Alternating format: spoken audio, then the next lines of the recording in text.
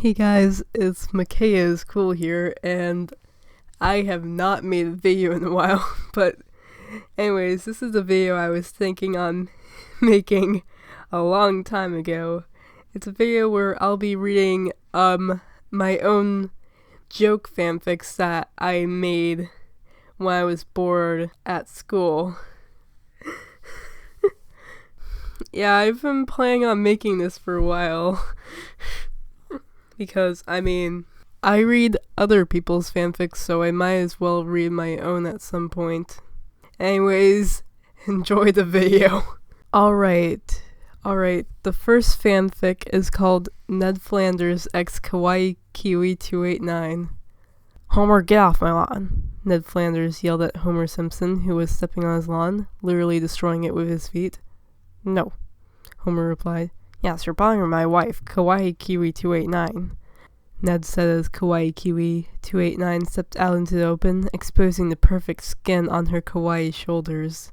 Yes, KK 289 simply replied, and then she kissed Ned on the cheek, making a baby suddenly drop from the sky. The end. Alright, now for the next fanfiction. This fanfic here is called A Tale of Young Love, Kawaii Kiwi 289 x Eric Cartman. Before meeting Ned Flanders, KK289's first boyfriend was Eric Theodore Cartman. Hey, I'm not fat, you Jew! Eric Cartman yelled at Kale Brewski. Sorry, I don't know how to spell his name. Yeah. Yes, you are, you fat piece of dog poopy. Also, don't call me the Jew. Yes, I am Jew, but you have no right to call me Jew, Kyle said at Cartman. Kyle was a smart. Cartman was about to say something witty and clever, but was interrupted when he saw a cute girl. She had long, straight hair that went all the way down to her cankles. That's how you spell ankles, right? Then instantly fell in love and grabbed hands. Instant love. Also, Kenny died when a baby doll came out of nowhere and hit him. The end. Please don't flame. Expect more fab fanfics soon. Alright, it's time for the next fanfic. Kawaii Kiwi 289 x Tails. You're too slow! Sonic yelled at Tails, who was really trying, and Sonic was just being an inconsiderate, despicable jerk to Tails. Tails really didn't deserve it. He was trying to catch up, but how can you possibly catch up to a hedgehog who presumably runs at the speed of sound, a speed that is only beaten by the speed of light and very few other things? Yeah! No, he's not, KK289 said from a small corner. And then her and Tails kissed and go married. The end. Oh, by the way, in this KK289 was a furry, so it's not wrong, okay? Don't flame me, you sick freaks. Alright, it's time for the next fanfic. Kawaii Kiwi 289 x Scarce. Don't worry guys, this was made at the time that Scarce memes were relevant, so it's okay. Hey, it's your boy Scarce here, Scarce said in his cute voice. Kawaii Kiwi absolutely loved this hot hunk of man. A boy this perfect is scarce. Few are left to be found. Did you see what I did there? I'm such a clever Neko. Yeah. Kawaii decided that it was the day. She climbed through her computer screen and ended up in Scarce's room. Neanderthal. She walked around the room until found Scarce under his race car bed. Yay. Then they instantly got married. The end. Please make sure to be exit for more fanfics coming soon. Yes, you better be exit. Alright, this next one is not a fanfic, but I still thought that I should read it to you guys. It's called It's Not a Phase, Mom. Hi, sweetie. My mom furiously yelled at me, screeching into my ear, leaving me with a pounding sensation in my head. Why was I stuck with this awful woman who doesn't consider me as her equal? I'm her daughter, not her prisoner. Stop it, Mom! Get out of my room! I screamed, crying out for the sweet release of my mom's prison, called my house. Okay, but please come down to dinner soon, before it gets cold. My mom demanded me, just pushing a heavier weight down on my back. Don't tell me what to do, Mom, I started to cry. Why won't you just leave me alone? What's wrong, Lilia? My mom broke into my shield, her eyes pierced into my soul, grasping for the truth. It's not a phase, Mom! I yelled. She just won't understand. Why won't she understand? Okay, honey. My mom finally left, closing the door furiously behind her. Ping. I can't wait to leave this cage. Now this next fanfic is a good one. It's called An Incredibly Well-Written Rick and Morty Fanfiction. Hello, Rick, Morty said to Rick. Morty, you're stupid. You don't do that with her pickle. Rice said, pointing to the magnificent Repickle that stood in front of them, menacingly plopped there, just staring into the souls of the grandson and the grandpa, unforgiving, the stance screaming the words, death. I'm not supposed to plop it there on ground? Morty asked. No, you dumb. If you put it on the ground, it starts consuming your whole house, Rick explained to Mort. The Repickles proceed to consume their whole home. Wow, nice going, Morty. Now we have to go to another universe where you didn't decide to be a stupid and plop the Repickle on the ground. I was really hoping that we could stay in this reality for the rest of our lives, but you messed it up, you stupid. Rick scolded Morty, who felt bad about doing the stupid deed. Sorry, Morty said, frowning, realizing that he did a really stupid. Sorry doesn't fix everything, Morty, Rick said, using his gun to create a portal. After he created the escape hole, he pulled Morty through it, and they ended up in a universe where Morty didn't do a stupid. I can only hope you don't do a stupid here. The end. Alright, before I read this one, I think I should warn you that this one is pretty gruesome. Has blood. I don't think there's any gore, but it's pretty gruesome, so proceed with caution. Okay, this next fanfic is a My Little Pony and Call of Duty crossover fic. Applejack kneeled over the mangled, blood-covered body of Fluttershy, weeping over the unfortunate death of her friend, who moved the world with her kindness and love. Fluttershy! Fluttershy coughed up a bit of blood and used all of her strength to turn her head to Applejack. Barely able to speak, she said, Applejack, win the war for me and Twilight. She smiled at Applejack and the fond memories of their fallen comrade, and then her last breath was made, and her heart stopped. She was dead. No! Applejack exclaimed. She vowed that she would win the war, for the power of friendship. With the last words of her friend stuck in her mind, she moved on, ready to win the war. With gun and hoof and friendship in mind, she fought with all of her might. The end, X3. OMG, I know it's short, but yeah, it was fun to make it. So sad, X3. Stay tuned for more fanfics. Lol, yeah, kawaii ponies. Alright, it's time for the next fanfic. This fanfic is called The Mildly Spooky Adventures of Billy and Mandy.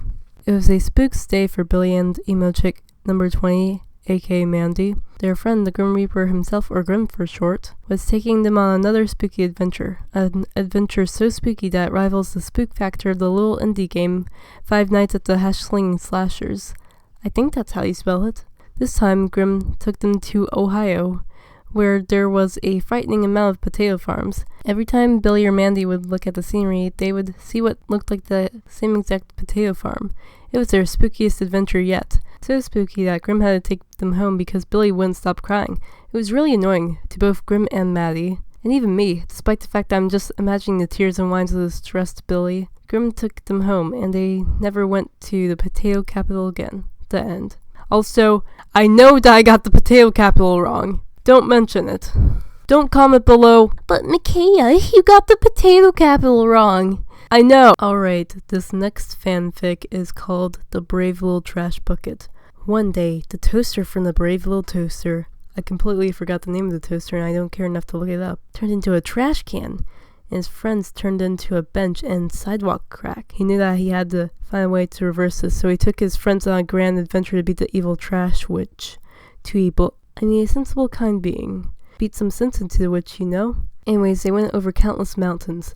They were so lucky that they were inanimate objects, because if they were people, that would be incredibly painful, and it would just be a generally awful experience. Not saying that it still wasn't an awful experience for the team, but it would be 100 times worse if they were people. Not saying that trash buckets aren't people, I don't discriminate. So anyways, after many days of adventuring, they beat the evil trash witch, and they turned into kitchen appliances once again. The end. Alright, this next fanfic is probably my personal favorite fanfic that I made so far. It's called Half Punch Man. This is a story about Sai, or Half Punch Man. He's a dude with short arms and legs, but he's super duper uber looper powerful. It takes only 2 hits for him to defeat anyone.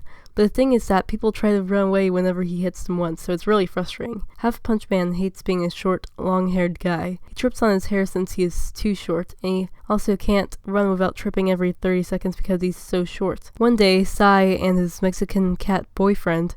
No, they are not dating! He's a cat boy and he's also his friend! God! Gino went to the supermarket for some cream bread when a giant two-head bunny monster came out of nowhere. Jesus Christ, I just want my diddly darn cream bread! Sai exclaimed. In my country, we eat bunny monsters for breakfast, Gino calmly said. Sai gave Gino a weird look and thought, bunny killer, I love bunnies, from their cute little pink V-shaped noses to their little cotton ball tails. How dare Gino eat bunny monsters? It enraged him, but he got over it and punched the bunny monster one time, and then they hopped away after they realized how strong he was. Sai tried to catch up to the bunny monster, but they already ran away. Another escape. Why can't he be One Punch Man instead of Half Punch Man? Because copyright. The end. Now this next fanfic is called One Kick Man. Anyways, this is a story about Amadeus, the One Kick Man. Whenever he steps down, the ground breaks under him, and he can defeat everyone he encounters with one kick.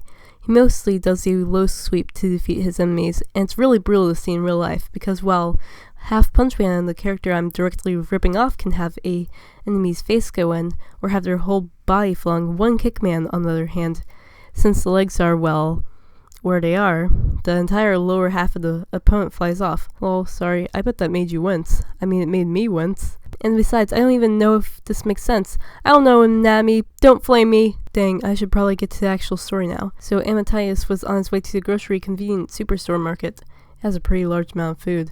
Got a little variety.